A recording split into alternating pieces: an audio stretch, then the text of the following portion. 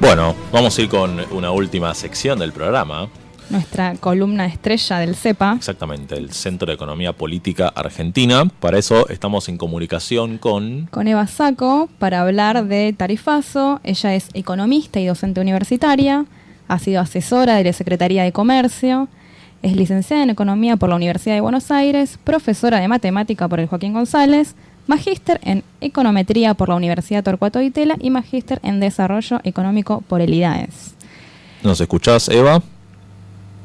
Hola, ¿cómo están? Eva, el miércoles pasado el ministro de Transporte, Guillermo Dietrich, anunció en conferencia una suba escalonada de los boletos de los transportes públicos desde el 1 de febrero. ¿Cuál dirías que es el objetivo económico real de la suba de tarifas de transporte? El objetivo real de la suba de transporte. Bueno, eso Sí. sería una buena pregunta, ¿no? Porque ayer el ministro Dietrich, y eso ya se veía en lo que es el presupuesto del 2018, ¿sí? Dijo que no iban a haber reducciones significativas de lo que son los subsidios al transporte. Si uno mira, por ejemplo, lo que son los subsidios a la energía, sí, los subsidios están reducidos en términos tanto nominales, bueno, en términos reales mucho más por efecto de la inflación, ¿no? Pero si uno mira lo que son los subsidios al transporte, el monto que está asignado en el presupuesto 2018 respecto de lo que está asignado en el presupuesto 2017 es casi lo mismo. Igualmente, en términos reales, como hay inflación, termina habiendo una reducción. Uno puede llegar a pensar, sí, aunque para eso hay que hacer números mucho más finos, es que justamente el efecto de este tarifazo tan importante que se dio en el transporte tiene como una, puede hacer una analogía con lo que pasó con los tarifazos a la electricidad, aunque te repito, en realidad habría que hilar un poco más fino para ver esto, pero es como que si no mucho nos cierra esta poca reducción en los subsidios con un tarifazo tan grande. Entonces el efecto vendría a ser seguramente un incremento en la tasa de ganancia de las empresas, ¿no? En este sentido, ¿es probable que se espere un nuevo tarifazo en el corto plazo que sí le genera al Estado una reducción de gastos? Bueno, en realidad ya el tarifazo que se habló va a aumentar en febrero, pero después vuelve a aumentar 2 veces más en el año, ¿no? No es que solamente este aumento del 60% que se va a dar en el mes que viene, sino que es un horizonte de aumento, sí, durante todo el año. Pero por otro lado, si uno piensa que el gobierno tiene también el objetivo de reducir el déficit fiscal, ¿sí? O sea que quiere quitar los subsidios, entonces uno esperaría que haya un nuevo tarifazo donde se puedan quitar los subsidios. Lo mismo que pasó básicamente con lo que es la electricidad y el gas, donde el primer tarifazo simplemente no fue para reducir subsidios, sino simplemente tuvo como principal objetivo mejorar la ganancia de las empresas. Y después los siguientes tarifazos, que son los que estamos viviendo ahora, están, digamos, tienen como objetivo ahí sí reducir los subsidios. Y otra cuestión justamente es cómo repercute la suba de tarifas en la inflación a futuro. Bueno, eso es un punto crucial, ¿no? Acá hay que diferenciar dos cosas. Primero, cómo repercute la suma de cómo repercute la suba de tarifas en lo que es el bolsillo, ¿sí? Bueno, nosotros hemos hecho cálculos, ¿no? Con este aumento, considerando, por ejemplo, el salario mínimo vital y móvil, que a partir de enero del 2018 es de 9.500 pesos, ¿sí? Una persona que se tomaba un colectivo por día pasa de disponer entre el 7% más o menos de su ingreso para viajar, ¿sí? Una persona que se toma dos colectivos por día hábil, ¿no? Para ir a trabajar, poner 22 días al mes, pasa a tener que disponer alrededor del 17% de su salario, con lo cual es un importante efecto que eso tiene. Pero por otro lado, sí, uno tiene que pensar, porque no es lo mismo lo que te afecta a vos al bolsillo, de finalmente lo que afecta al número final de la inflación, ¿no? Ese es un cálculo, y ese cálculo también hay que mirarlo finito. ¿Por qué? Porque el gobierno cambió las metas de inflación en función de lo que son las metas de inflación y se puede cumplir o no. Eso tiene repercusiones macroeconómicas, ¿sí? Y bueno, si uno mira lo que es el cálculo del IPC, del índice de precios al consumidor, puede decir, bueno, por cada 10% de aumento que tenga el transporte, sí, el rubro transporte, eso genera un punto más de inflación ese mes. Entonces uno puede pensar que la inflación de enero vaya a tener un punto de mínima, ¿sí? De mínima por el aumento del transporte. Eva. ¿Se entiende? Sí. Sí. Uno de los argumentos para el tarifazo es que el boleto de colectivo o subte suele ser mucho más caro en otras grandes ciudades de Latinoamérica y el mundo. ¿Esto es realmente así? Sí, es cierto, en Argentina el transporte era barato, también era barato la electricidad, ¿sí? También es cierto que eso hace parte, digamos, porque sea más caro en otro lugar, eso tampoco se entiende demasiado porque eso es una justificación de que por qué tendría que aumentar. Era como cuando nos decían, la electricidad en Argentina es muy barata, por eso la tenemos que aumentar, ¿sí? Finalmente nosotros con parte de nuestros impuestos estábamos financiando al transporte, no es que el transporte no lo pagabas directamente, porque había subsidios, ¿sí? Y eso hace parte, si querés, a lo que es una parte de... Eso hace parte al poder adquisitivo de tu salario, o sea, tener tener subsidios para el transporte hace que a vos tu salario te valga más al fin y al cabo, ¿no? En Argentina sí lo que tenemos es un nivel de vida, si comparas con Latinoamérica, ¿sí? Tanto salario medido en términos reales como medido, por ejemplo, en dólares, mucho mayor que el resto de Latinoamérica, ¿sí? Y parte de subsidiar ciertas cosas hace que ese poder adquisitivo sea mayor.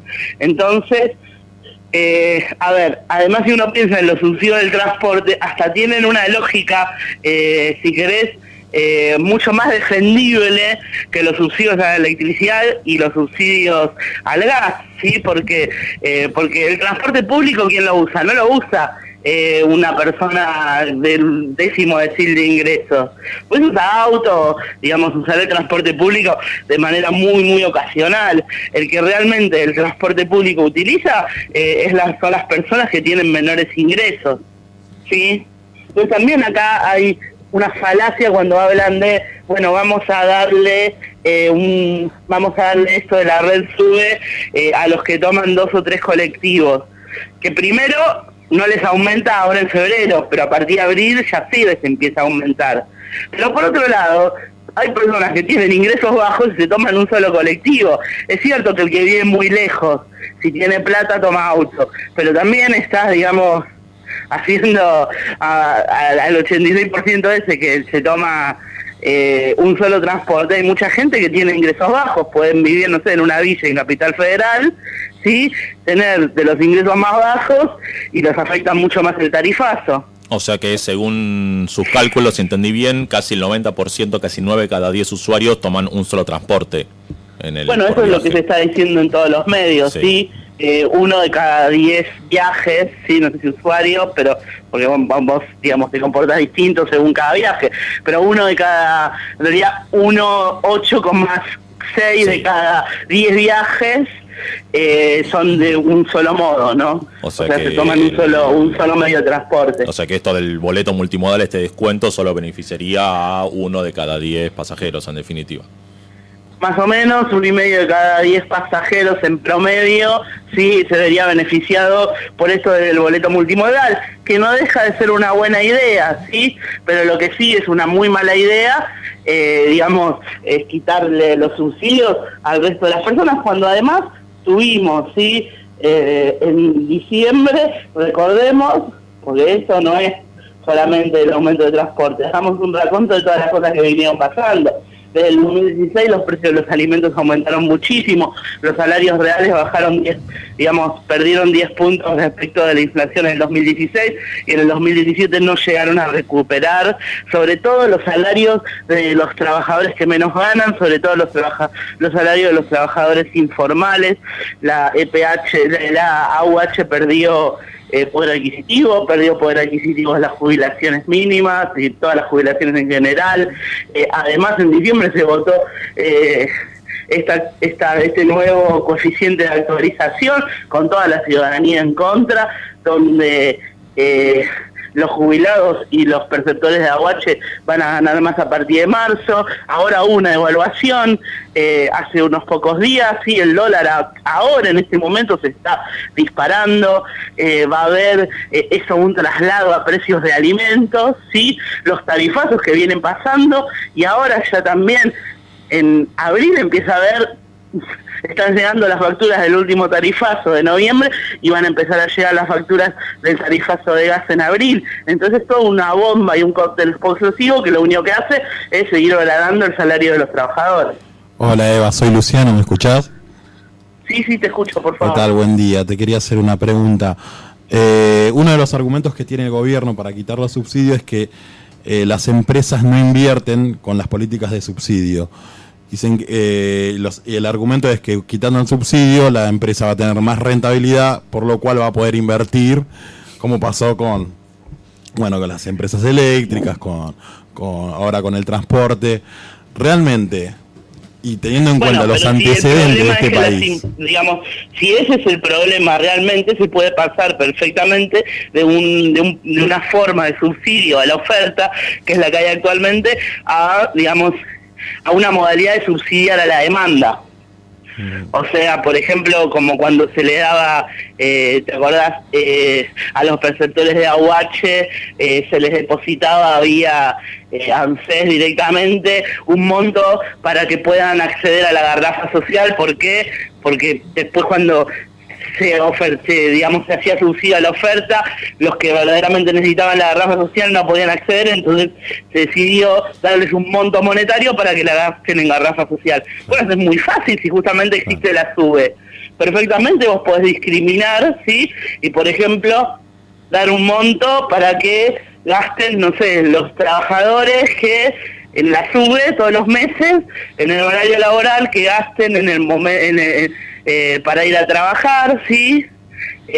Algún monto, digamos, de distribuir de alguna manera, que lo podemos discutir cuál es la manera más eficiente, ¿sí? Pero eso no tiene, por ningún lado que lo veas, tiene como objetivo mejorar la situación de los trabajadores. No, la única lógica es aumentar la rentabilidad público. Además, yo le estuve leyendo que, por ejemplo, en ciudades como Santiago de Chile o San Pablo, las tarifas están subsidiadas entre un 40 y un 35%. O sea, como que este gobierno como que se quiere reflejar en esas ciudades, sobre todo siempre el modelo chileno, pero la realidad después dice otra cosa. Bueno, en Argentina las tarifas tienen un subsidio del 60%, ¿sí? Hoy en día de 6 pesos con 50 que sale el transporte, ¿sí? Hoy, 3 pesos con 90 son para, se subsidia, ¿sí? ¿Se entiende? Sí, se entiende. Bueno, Eva, te agradecemos mucho la comunicación. No sé si hay algo más que quieras agregar sobre el tema. No, está bien, lo que ustedes quieran. Y cuando quieran, y muchas gracias también y por la paciencia. No, al contrario, gracias a vos por participar del programa, muy claro todo, así que esperamos estar en contacto nuevamente con vos en alguna de estas semanas cuando pase otro tarifazo que, suponemos que lamentablemente no va a ser el último. Bueno, muchas gracias a ustedes. Gracias por la comunicación. Saludos. Era Eva Sacco que pasaba, economista y docente universitaria, integrante del CEPA, Centro de Economía Política Argentina.